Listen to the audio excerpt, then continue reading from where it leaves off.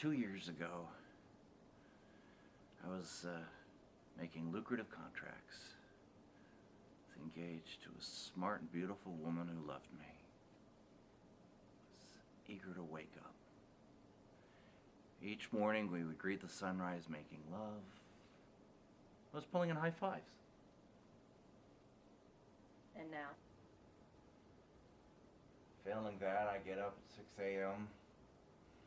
Wonder what kind of nightmare day I'm going to have today. Let's start with that. What distinguishes a nightmare day from a non-nightmare day?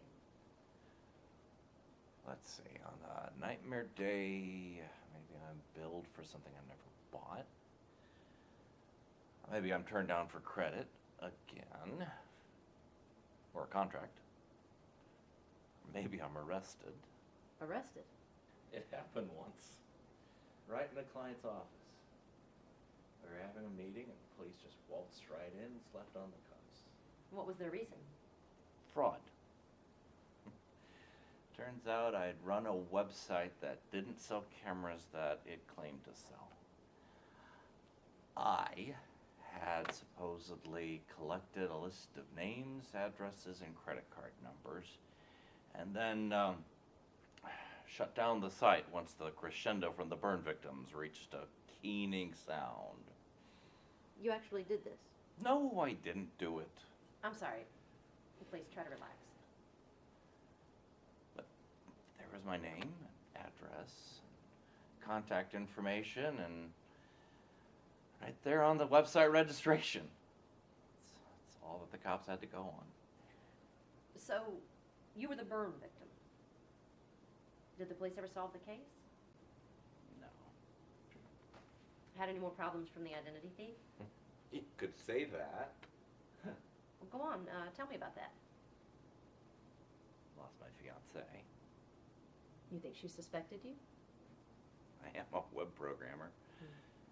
Did you spend a lot of money on her during your relationship? I guess. I know I had to cut back.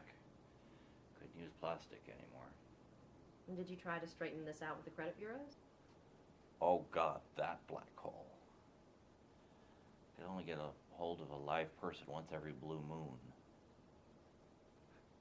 That's when I made the brilliant decision to hire an attorney.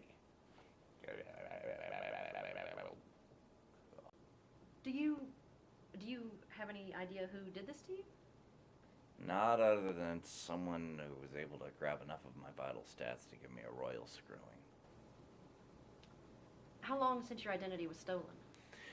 Going on 2 years now, Dr. Williams. Oh, call me Dr. Shepard, please. It's my maiden name. I'm going back to it. Okay, I won't ask. I just wish it was so easy for me to get my good name back after I filed all the papers. All right, Mr. Jurgenson. Evan. You know what's really weird? It kind of feels like it happened to someone else. Trouble is, I don't know. Who am I now? Well, I see a man who's rerunning his past misfortunes in his head when he's not busy dreading the future. So, tell me, Evan, how much time do you spend right here, right now, in this present? Not sure I even want to. Well, think about it, though.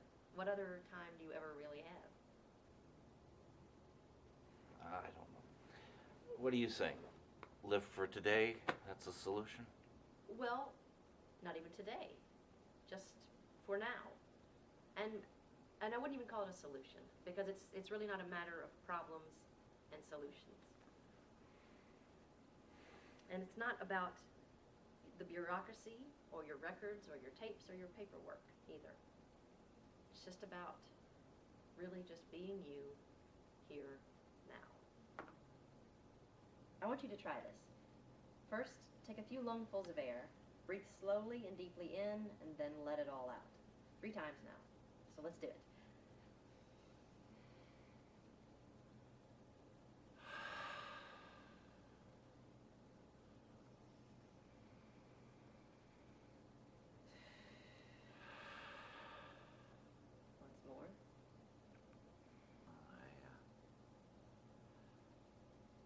my heart beating.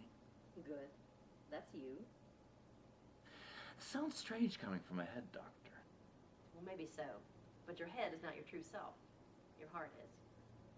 In fact, you can step outside yourself and look at your thoughts. You can actually watch them going by. How do you mean?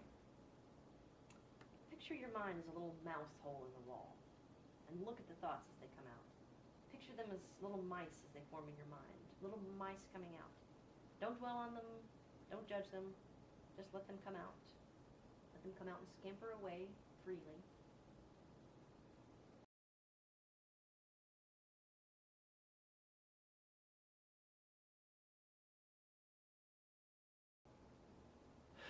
Oh, God. Oh, God, I see what you mean. Welcome back to yourself. I want you to practice that at least 3 times a day. Thanks, I will. See you next week. Next week.